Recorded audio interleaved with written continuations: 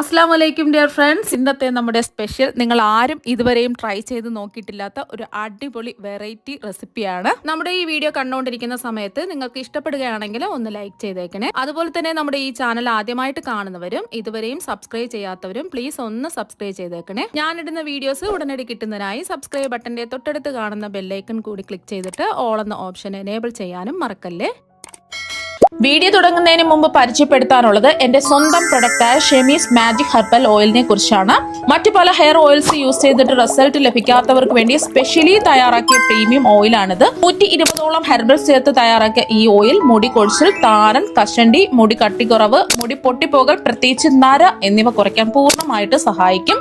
Result ലഭിച്ചില്ലെങ്കിൽ medical issues ഇല്ലാത്തവർക്ക് full cash refund നൽകുന്നതാണ്. നമ്മുടെ എണ്ണ ഉപയോഗിച്ചവരുടെ ഇമ്പോർട്ടന്റ് ആയ കുറച്ച് ഫീഡ്ബാക്സ് മാത്രം വീഡിയോയുടെ അവസാനം കാണിക്കുന്നുണ്ട്. കൂടുതൽ ഫീഡ്ബാക്സ് വീഡിയോയിൽ ചേർത്താൽ വീഡിയോയ്ക്ക് ലെന്ത് കൂടും. എണ്ണ വാങ്ങാൻ താല്പര്യമുള്ളവർ വാട്സപ്പിൽ വന്നാൽ ബാക്കി ഫീഡ്ബാക്സ് എല്ലാം അയച്ചു തരാം. ഓർഡർ ചെയ്യാനും റേറ്റും ഡീറ്റെയിൽസും അറിയാൻ താഴെ കാണുന്ന വാട്സപ്പ് നമ്പറിൽ മെസ്സേജ് ചെയ്യുക.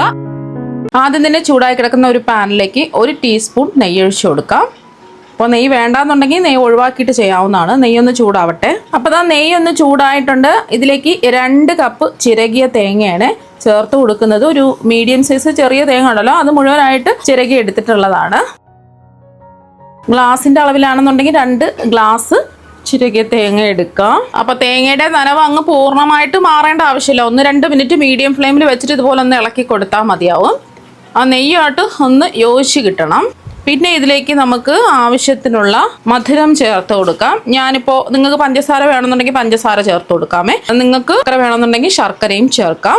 അപ്പോൾ ഇതിലേക്ക് നമ്മൾ തേങ്ങ ചിരകിയത് എത്രയാണോ എടുത്തിട്ടുള്ളത് അതിൻ്റെ പകുതി 1 കപ്പ് ശർക്കര പൊടിച്ചതാണ് ഞാൻ എടുത്തിട്ടുള്ളത്.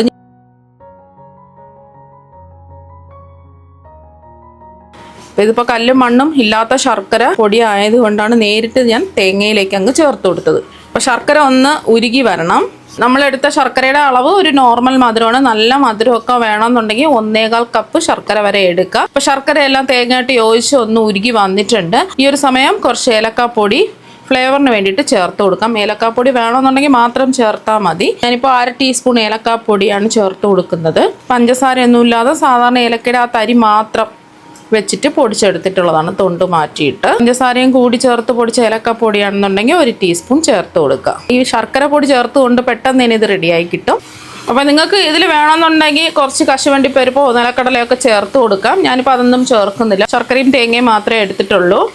അപ്പോൾ ഇതിപ്പോൾ ഒരു അയഞ്ഞ പരുവത്തിലാണ് കിട്ടുന്നത്. ഒരുപാട് അങ്ങോട്ട് ഇളക്കി ഡ്രൈ ആക്കരുത്. 1-2 മിനിറ്റ് ഇളക്കി കൊടുത്തതിന് ശേഷം ഇതുപോലെ ഈ ഒരു പരുവാവണം, ഒരു അയഞ്ഞ പരുവം. ഇത് ചൂട് മാറിക്കഴിയുമ്പോൾ കറക്റ്റായിട്ട് നല്ലോണം സെറ്റായി കിട്ടും. പിന്നെ നമുക്ക് ഫ്ലെയിം ഓഫ് ആക്കാം. ഫ്ലെയിം ഓഫ് ആക്കിയിട്ട് ചൂട് മാറാൻ വേണ്ടിയിട്ട് നമുക്ക് മാറ്റി വയ്ക്കാം. അടുത്തതായിട്ട് മെയിനായിട്ട് വേണ്ടത് മാമ്പഴമാണ്. ഞാനിവിടെ അത്യാവശ്യം വലിപ്പമുള്ള ഒരു മാമ്പഴം എടുത്തിട്ടുണ്ട്. നല്ല മധുരമുള്ള നാരൊന്നും ഇല്ലാത്ത മാമ്പഴം നോക്കി എടുക്കാം. ഇനി ഒരു മിക്സിയുടെ ജാർ എടുക്കുക. ഇതിലേക്ക് 1.5 കപ്പ് അരിപ്പൊടി ഇട്ട് കൊടുക്കാം. ഇടിയപ്പം പത്തിരിക്കൊക്കെ എടുക്കുന്ന ഒട്ടും തരിയൊന്നും ഇല്ലാത്ത നല്ല ഫൈനായിട്ടുള്ള വറുത്ത പച്ചരിപ്പൊടിയാണ് എടുത്തിട്ടുള്ളത്.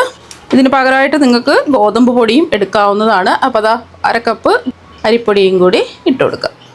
എത്ര കപ്പ് അരിപ്പൊടി എടുത്തിട്ടുണ്ടോ അതേ അളവിൽ തന്നെയാണ് മാമ്പഴം എടുക്കേണ്ടത്. ഞാനിപ്പോൾ 1.5 കപ്പ് അരിപ്പൊടിക്ക് 1.5 കപ്പ് മാമ്പഴം കട്ട് ചെയ്തതാണ് എടുക്കുന്നത്. നല്ല പഴുത്തിട്ടുള്ള മധുരമുള്ള നാരുകളൊന്നും ഇല്ലാത്ത മാമ്പഴം നോക്കി എടുക്കുക. 1/2 കപ്പ് മാമ്പഴം കൂടി ചേർത്ത് കൊടുക്കാം. ഇനി ഇതിലേക്ക് കുറച്ച് വെള്ളം, എത്രയാണോ നമുക്ക് അരച്ച് നോക്കിയിട്ട് ആവശ്യത്തിനുള്ള വെള്ളം ചേർത്ത് കൊടുത്താൽ മതി. പിന്നെ കുറച്ച് ഉപ്പ് ചേർത്ത് കൊടുക്കാം. കുറച്ച് ഉപ്പ് ചേർത്താൽ മതി. ഒരു 1/4 ടീസ്പൂൺ ഉപ്പ് ചേർക്കാം. പിന്നെ ഇതിൽ ഏലക്കപ്പൊടിയൊന്നും ചേർക്കേണ്ട ആവശ്യമില്ല, വേണമെങ്കിൽ ചേർത്ത് കൊടുത്തോളൂ. പിന്നെ നല്ല മധുരം കുറഞ്ഞ മാമ്പഴമൊക്കെ ആണെന്നുണ്ടെങ്കിൽ കുറച്ച് 1 ടീസ്പൂൺ പഞ്ചസാരയോ ശർക്കരയോ ചേർത്ത് കൊടുക്കാവുന്നതാണ്. ഞാനിപ്പോൾ മധുരമുള്ള മാമ്പഴം ആയതുകൊണ്ട് പഞ്ചസാരയോ ശർക്കരയോ ഒന്നും ചേർക്കുന്നില്ല. പിന്നെ ഇതിലേക്ക് ആവശ്യത്തിനുള്ള വെള്ളം ഒഴിച്ചു കൊടുക്കാം. പഴുത്ത മാമ്പഴം ആയതുകൊണ്ട് ഒരുപാട് വെള്ളത്തിൻ്റെ ആവശ്യമൊന്നുമില്ല. 1 കപ്പ് വെള്ളം എടുത്തിട്ടുണ്ട്. നമ്മൾ എടുക്കുന്ന പൊടിക്ക് അനുസരിച്ച് വെള്ളത്തിൻ്റെ അളവിന് വ്യത്യാസം ഉണ്ടാവും. ആദ്യം ഒരു 1/4 കപ്പ് വെള്ളം ഒഴിച്ചിട്ട് ഒന്ന് അടിച്ച് നോക്കുക. ഇതൊന്ന് അടിച്ചെടുക്കാം. അപ്പോൾ ഈ ഒരു കട്ടിക്ക് അരച്ചിട്ട് എടുക്കുക. നമ്മൾ ഇലയിൽ ഒഴിച്ചു കൊടുക്കുന്ന സമയത്ത് ഒഴുകി പോകാതെ പരത്തിയെടുക്കാൻ പറ്റണം. ആ ഒരു രീതിക്ക് അരച്ചിട്ടെടുക്കുക. ഞാനിപ്പോൾ 1 കപ്പ് വെള്ളം ഫുള്ളായിട്ട് ഒഴിച്ചു കൊടുത്തിട്ടാണ് അരച്ചെടുത്തിട്ടുള്ളത്. അപ്പോൾ നമ്മുടെ ഫില്ലിങ്ങിൻ്റെ ചൂടൊക്കെ മാറി ഇത് റെഡി ആയിട്ടുണ്ട്. ഞാൻ നല്ലതുപോലെ കഴുകി വൃത്തിയാക്കി എടുത്ത ഒരു വാഴയില കട്ട് ചെയ്തെടുത്തിട്ടുണ്ട്. ഇതിലേക്ക് നമ്മൾ അരച്ചു വെച്ച ബാറ്റർ ഒഴിച്ചു കൊടുക്കുക. എത്രയാണോ നിങ്ങൾക്ക് വലുപ്പം വേണ്ടത് അതിനനുസരിച്ച് ഒഴിച്ചു കൊടുത്താൽ മതി. ഞാനിപ്പോൾ 1 സ്പൂണാണ് ഒഴിച്ചു കൊടുക്കുന്നത്. ഈ ഒരു പരുവത്തിന് വേണം ഈ ബാറ്റർ റെഡിയാക്കി എടുക്കുക. എന്നാൽ മാത്രമേ നമുക്ക് പരത്തിയെടുക്കാൻ പറ്റുള്ളൂ. ഇതുപോലെ ഒന്ന് പരത്തിയെടുക്കുക കനം കുറച്ചിട്ട്. കണ്ടില്ലേ, ഈസിയാണ്, നമുക്ക് മാവ് കുഴച്ച് ബുദ്ധിമുട്ടേണ്ട ആവശ്യമൊന്നുമില്ല. നല്ല സോഫ്റ്റ് ആയിട്ടാണ് കിട്ടുന്നത്. അപ്പോൾ അത് കനം കുറച്ച് പരത്തി എടുത്തിട്ടുണ്ട്. ഇനി ഇതിലേക്കാണ് നമ്മൾ ഫില്ലിങ് വെച്ച് കൊടുക്കുന്നത്. ഇതിൻ്റെ നടുഭാഗത്തോ അറ്റത്തോ വെച്ച് കൊടുക്കുക. ഒരുപാട് കുത്തി നിറച്ച് വെക്കണ്ട, ആ ഒരു സെൻറ്ററിൽ ഇങ്ങനെ വെച്ച് കൊടുക്കുക. രണ്ടറ്റത്തും അങ്ങ് വെക്കണ്ട, ഈ ഒരു നടുഭാഗത്ത് ഇങ്ങനെ ഒന്ന് വെച്ച് കൊടുക്കുക. എന്നിട്ട് ഇതൊന്ന് മടക്കി കൊടുക്കുക. ഇങ്ങനെ ഒന്ന് മടക്കി കൊടുക്കുക. ഉടനെ തന്നെ നമ്മൾ വെള്ളം തിളപ്പിക്കാൻ വെക്കുക. ഏത് പാത്രത്തിലാണോ നിങ്ങളിത് ആവിയേറ്റാൻ പോകുന്നത് ആ പാത്രത്തിൽ വെള്ളം ചൂടാക്കാൻ വെക്കുക. എന്നിട്ട് വേണം ഇത് തയ്യാറാക്കാൻ, അല്ലെങ്കിൽ ഇത് രണ്ട് വശത്തു നിന്നും ഒലിച്ചിറങ്ങും. ഞാനിപ്പോൾ സ്റ്റീമറിൽ കുറച്ച് വെള്ളം തിളപ്പിക്കാൻ വെച്ചിട്ടുണ്ട്. ഇനി ഓരോന്നായിട്ട് വെച്ച് കൊടുക്കാം. അപ്പോൾ അതെല്ലാം വെച്ച് കൊടുത്തു. നമുക്ക് മൂടി വെച്ച് ഇതൊന്ന് ആവിയേറ്റിയെടുക്കാം. അപ്പം നമ്മളിത് ആവിയേറ്റാൻ വെച്ചിട്ട് ഒരു 15 മിനിറ്റ് ആയിട്ടുണ്ട്. മീഡിയം ഫ്ലെയിമാണ് വെച്ച് കൊടുത്തിട്ടുള്ളത്. ഇപ്പം തന്നെ നല്ലൊരു മണം വരുന്നുണ്ട്. ഇപ്പം നല്ല ചൂടാണ്. ചൂട് മാറിയിട്ട് നമുക്ക് പുറത്തെടുക്കാം. അപ്പം നമ്മുടെ ഇലയുടെ ചൂടൊക്കെ മാറിയിട്ടുണ്ട്. ഇതൊന്ന് ഓപ്പൺ ചെയ്ത് കാണിച്ചു തരാം. പിടിക്കാതെ കറക്റ്റായിട്ട് കിട്ടിയിട്ടുണ്ട്. ഇനി ഇതൊന്ന് മുറിച്ചും കൂടെ കാണിച്ചു തരാം.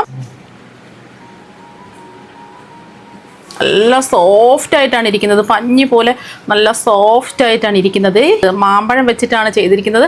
നല്ല അടിപൊളി ടേസ്റ്റാണ്. നമ്മൾ സാധാരണ നേന്ത്രപ്പഴവും ചക്കപ്പഴം വെച്ചിട്ടല്ലേ ഇത് ചെയ്യാറുള്ള ഇലയുടെ തയ്യാറാക്കുന്നത്. അപ്പോൾ ഇതുപോലെ മാമ്പഴം വെച്ചിട്ട് ഒരു പ്രാവശ്യം ഇലയുടെ തയ്യാറാക്കി നോക്കുക. പഞ്ഞി പോലെ അത് സോഫ്റ്റ് ആയിട്ടാണ് ഇരിക്കുന്നത്. അപ്പോൾ നിങ്ങൾ എന്തായാലും ഇതുപോലെ ഒരു പ്രാവശ്യം ഒന്ന് ട്രൈ ചെയ്ത് നോക്കുക. തീർച്ചയായിട്ടും നിങ്ങൾക്ക് എല്ലാവർക്കും ഒരുപാട് ഇഷ്ടമാകും. അപ്പോൾ നമുക്ക് മറ്റൊരു വെറൈറ്റി വീഡിയോ ആയിട്ട് വീണ്ടും കാണാം. Thank you.